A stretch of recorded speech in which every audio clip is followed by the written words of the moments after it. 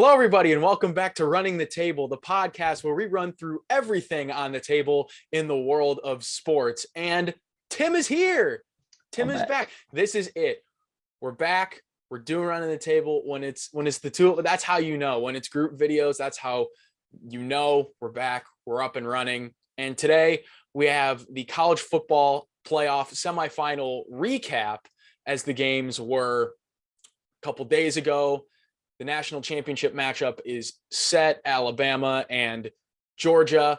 But first, we got to get through the semis. What the heck happened? How the heck did it happen? And Tim, it's been a while since we've said this, but are you ready to run it? Let's run it. Glad to be Hell back. yeah, baby.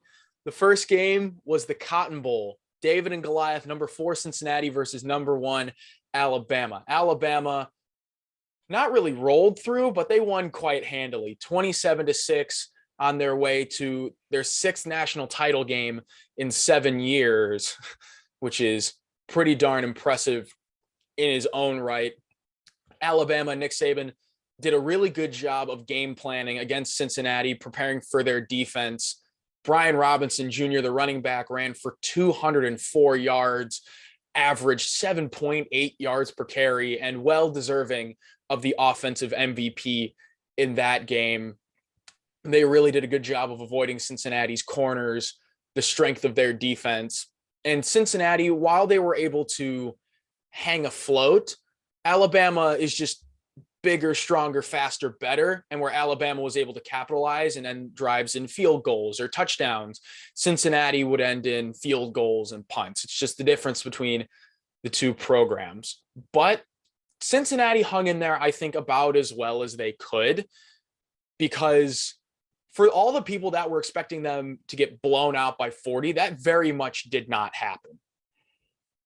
Yeah, one thing that was big for me is despite them scoring those 27 points, those 27 points from Bama were very much well earned. Since he did put them through a dogfight, taking away a lot of the passing game. For Bryce Young, he only had 181 yards on 17 to 28 completions, only averaging 6.5 yards per catch. So with a little bit of a help from a slightly hobbled Jamison Williams, they definitely kept them in check a little bit. But the problem was Robinson Jr. was just too powerful. Cincy's D-line was not prepared for the push that Alabama's offensive line came with, and they just could not stop the running game across I don't know how many, a couple of running backs. I think they ended up with 301 rushing yards. So even if you hold them to under 200 passing, it's like if you give up 300 yards rushing, it's going to be hard for you to stay in the game regardless, even if they did get their offense going. Well, I think that's just the genius of Nick Saban for recognizing that cornerbacks Ahmad Gardner and Kobe Bryant are Cincinnati's best defensive players, and it's really not even close. So their strength is stopping the pass. So naturally, what do? You hand it to Brian Robinson. I mean, they opened the game with 10 straight runs. It was run, and then they get down into the red zone at about the 15 and 10-yard line, and then Bryce Young would drop back to pass and throw a touchdown. I mean, he had 3 touchdowns, but he also threw an interception. So I think that's just a testament to Nick Saban and his coaching prowess, and he's obviously one of the greatest college coaches of all time. And I mean, Alabama doesn't get back there year after year after year for no reason. There is definitely a reason that they do what they do when they retool every single year. So, but on the flip side, Alabama's defense did a really good job of not giving Desmond Ridder any time to navigate and do what he did.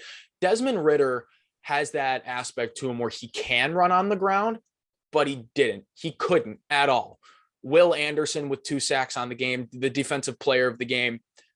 Him and the Alabama defense sacked Desmond Ridder 6 times. He flushed him out all game long, and he made life miserable. So for Cincinnati on offense, Jerome Ford was also he was a pretty good running back in that game, 15 carries for 77 yards. But when you're playing from behind, you're going to be forced to throw the ball. And Desmond Ridder did not have a very fun day.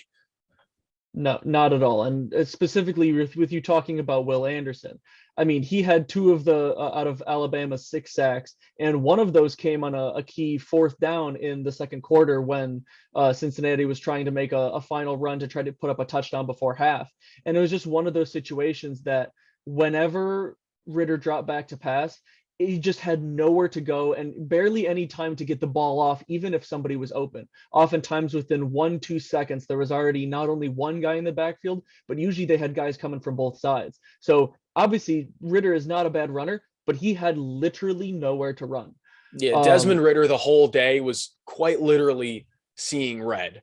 Just they completely boxed him. everywhere you go. And Yeah, it's really hard to navigate any sort of offense when the defense is putting pressure on you like that. But yeah, we do have to give credit to Cincinnati.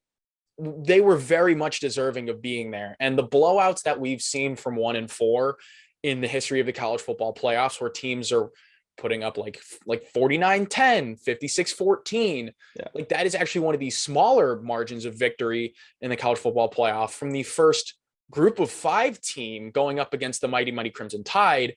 So I think that's just, we knew they weren't going to win, but we did know that it was going to be a lot closer than people thought it would be. So Yeah. credit to Cincinnati. They had a fantastic season.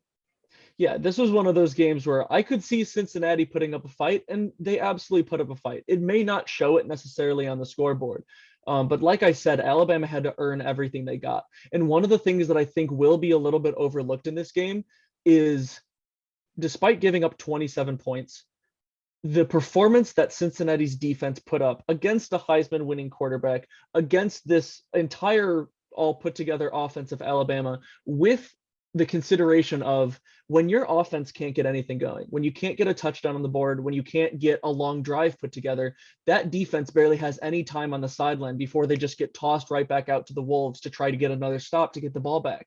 So time in and time out, regardless of the fact that they did get points put on them, they were stopping Alabama right and left. It just wasn't enough considering the fact that they never had enough time to collect themselves before they had to get thrown back onto the field. And that's just something that the offense needed to give them. They needed to give them something to work with, but they just couldn't. They were just boxed in all day. Cincinnati was a really good team, but they just ran into the brick wall that is the Alabama Crimson Tide, and Alabama moving on to the national championship game. Well deserving. Now, on the other side, the night game, the Orange Bowl, Georgia and Michigan.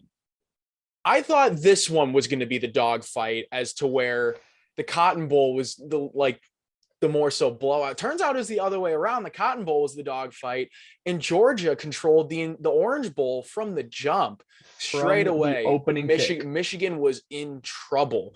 They were in for a long day, and not just Michigan's offense, Michigan's defense too.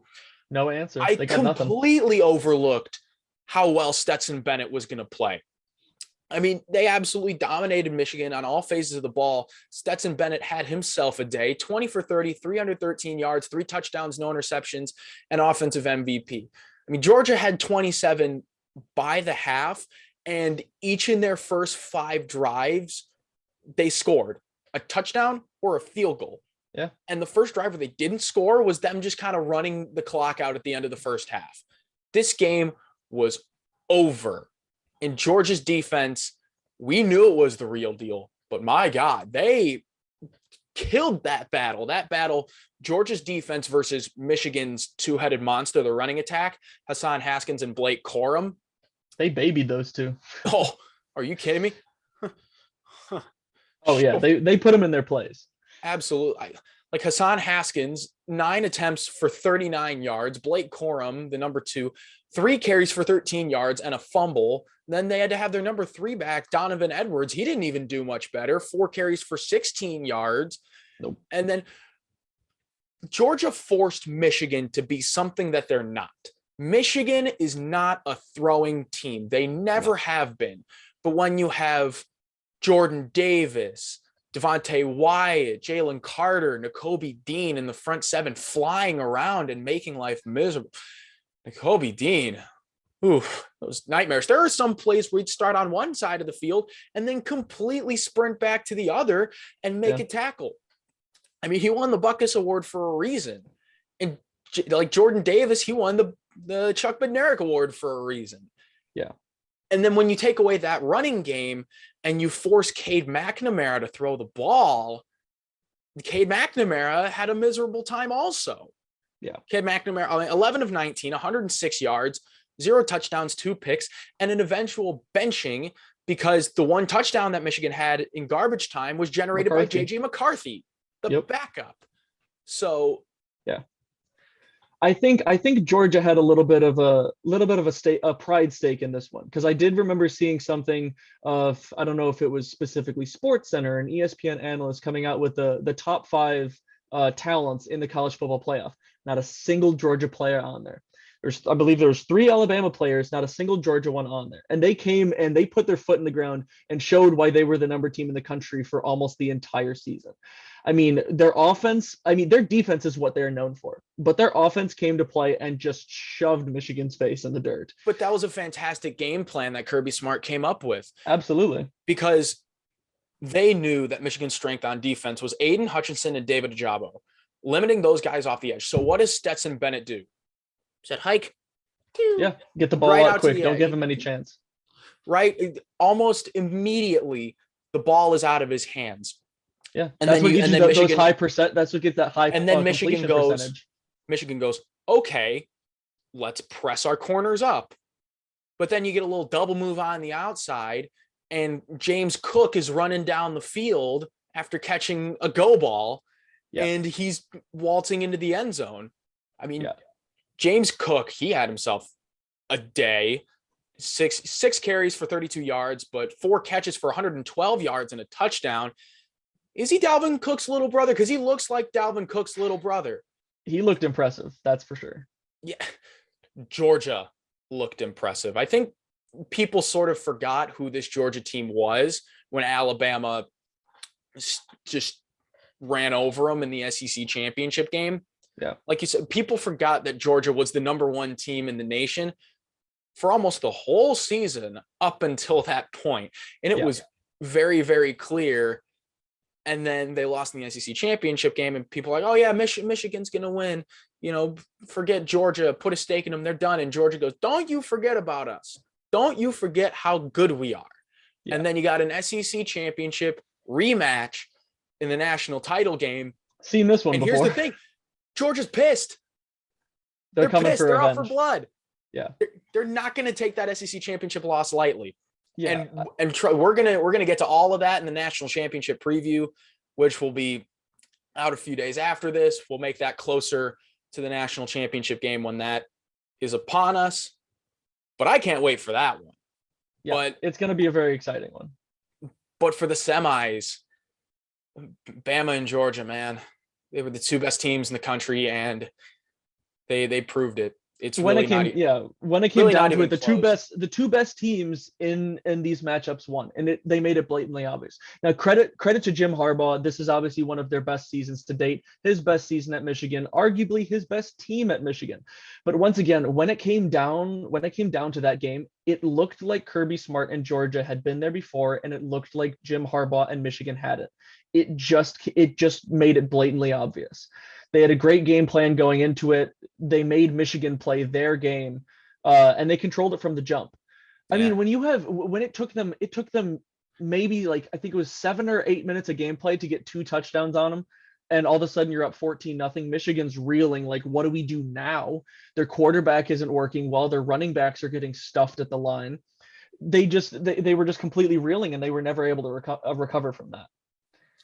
Well, yeah, I think that's all I got. Tim, you got anything else after these games? No, I mean, they were 2 fun games to watch. I'll give them that. They were some of our more complete. Both depends on who you were rooting for. Yes, I will say I think with some because of our Michigan fans did not have a good time. Oh no, not at all. But I think coming down to it, in terms of the 2 games put together, those college football playoff semis were, I think, 2 of the more entertaining ones to watch put together. Because like you said, you oftentimes get like a massive blowout in the 1v4 game where it's like, all right, you kind of see that from the get-go. These 2 games were fun to watch, regardless of Georgia, Michigan being a little bit overloaded. It was still a fun game to watch because you got to see a Georgia team showcase its offense where its defense took the spotlight for the rest of the year. So it'll be really exciting coming into this national championship. I mean, we're looking forward to covering it and looking at it with a little bit deeper lens to see what we think, in our eyes, what these two coaches might come to the table with. But it's going to be interesting. It Yeah. should be a close one. Georgia's going to come to play. Well, you really couldn't have said it any better. And that's all we got for this episode. Stay tuned for the national championship preview. We have the college football playoffs, the semi outlook. If you want to go back on that, see how my takes stacked up to the actual game. And we got NFL predictions week 17. I did that. We're going to be having that weekly up until the Super Bowl. And we got a lot of fun content other than that coming to you. So until next time, we out.